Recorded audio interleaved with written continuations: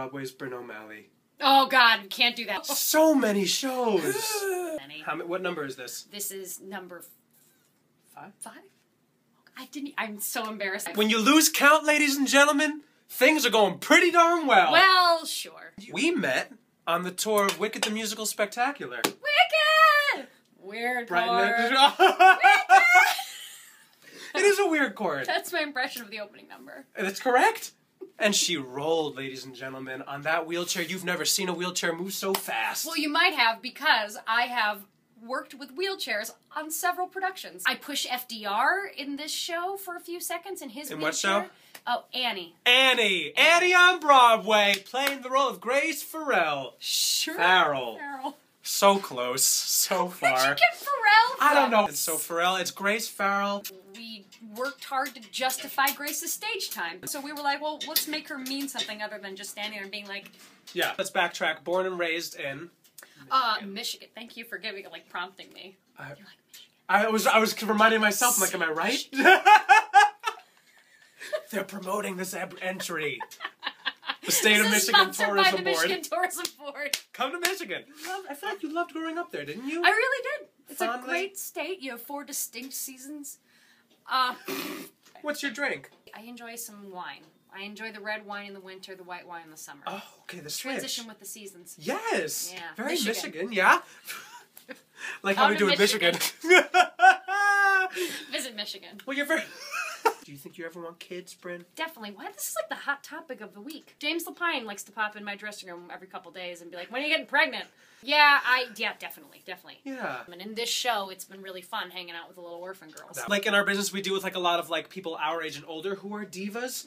But what about like the little ones? Are they like, ring pop now? Some of them I would say are show businessy kids. But we have a lot of wonderful child wranglers who keep them all in line. Which is a very... I'm not sure about that name. Because you wrangle animals and cows, livestock, and children in Broadway shows. We don't even have dog wranglers. We have dog trainers. Ah, but not kid trainers. You got kid wranglers and dog trainers? Wranglers. What kind of a world do we live in? But it's appropriate, too. These little girls are probably more wild than cows and dogs combined. Yeah, they don't need training. They need wrangling. But in my opinion, what you're most famous for in my heart is playing the role of girl on couch in lottery commercial. Can you please tell us about it? I had no idea where you were going with this. You're welcome. I'm watching the TV one day, probably naked or in my underwear, hanging around. You're welcome. No, slow down. I'm watching commercials naked in Harlem. Eating pretzels. I happen to be seeing commercials, and there's a girl on a couch, like, taking a nap or something. Yeah, like getting ready to take a nap. She's eating taking granola. a nap. Is that what you're eating? Eating granola, settling in for the lottery. And it was my birthday a year ago, a little over a year ago. I had sort of taken, thanks Wicked Tour, I took some time off of theater because I just wanted to do some TV stuff. It does make you a little crazy because even when you get something, it doesn't last very long if you're going for like guest stars, you know? Yeah. And then you're on to the next disastrous week of 17 auditions and trying to decide which tank top best expresses this character. Here's a moment to be grateful, Brynn. Yes. Let me help you. You just said it yourself. We need to remember these things. Because you know there are a lot of long, brown-haired, angsty girls just like you. There really are. Who are not getting those auditions. No. They're at the open calls. No. Very grateful for it all. They're sucking D's for jobs. Sucking big old bags of D's. And I'm proud to say she hasn't had to touch a D in years to get a job. Years. I'm not going to say the show nor the person who did this. All right. I got written up in a show one time. Sure. Jesse Hancock, please come to the stage door. I got written up one time in a show where I was in an ensemble scene and I felt a yawn coming on. Sure. It's a matinee. I'm a little tired. I lean behind the statue, cover my mouth, yawn, and come back.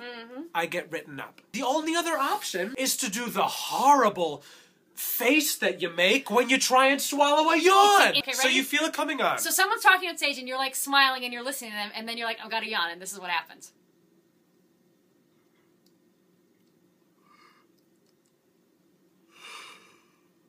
Eyes watering. Eyes, mouth contorting. Everybody can tell. Everybody knows. Your throat like shoots out. But here's the thing. You can control a yawn. You don't have to do it. Tell us, Brynn, how? You just don't. How dare you? How dare you say that to my face? You just don't yawn. You start to feel it coming on and you go, no. A yawn is like a burp or a sneeze, right? And if you try and No! and if you try and push that down, you can't. What's your Twitter handle? @Zirilli.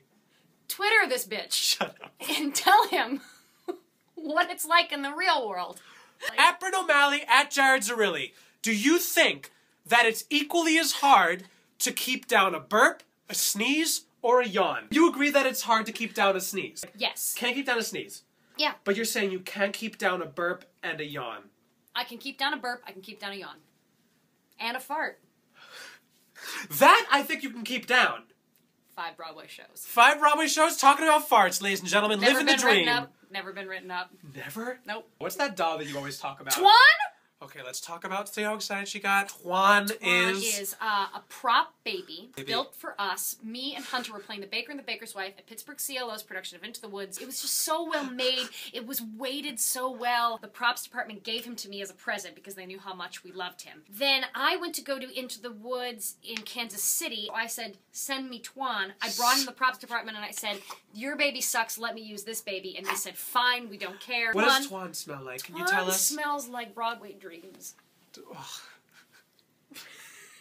I was hoping for like fruit. I got him back to Hunter, who put him in Ordinary Days off Broadway. Somewhere within there, Twan has now had 3, I think, playbill photo features. I run the Facebook account, and Hunter runs his Twitter page. I want to claw your eyes out. So then, everybody's like, you have to get him an Annie, you have to get him an Annie. Like, I don't know how insulting it is to go up to, like, a props master and be like, hey, I know what you need. Yeah, I know what you do as an art form. Can I put a joke in your show? Jerry Marshall, our awesome props master, had so much crap that he was dealing with. Yeah. I go, look, I said, I know, things are a little crazy right now, it's a little hectic. I go, can I make a suggestion? Because she edges her way in. So I brought it in, and he was like, I love this kid. Put him in the show. This kid's got spunk! Your Broadway debut. Fall of 2004, about a year after I moved to the city, Beauty and the Beast. I was playing the Whisk Broom. So it was a lot of this. The Whisk Broom. Broadway opened its arms! They understood. Like, the first time I went on for Belle, like, all the O'Malleys came in from Michigan, so I had, like, 30 people in the audience. Hairspray, another credit. Love that show.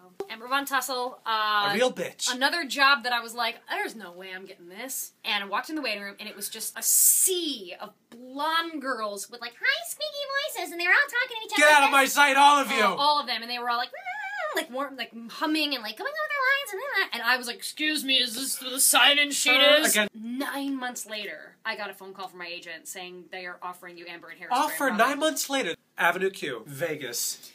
Yeah.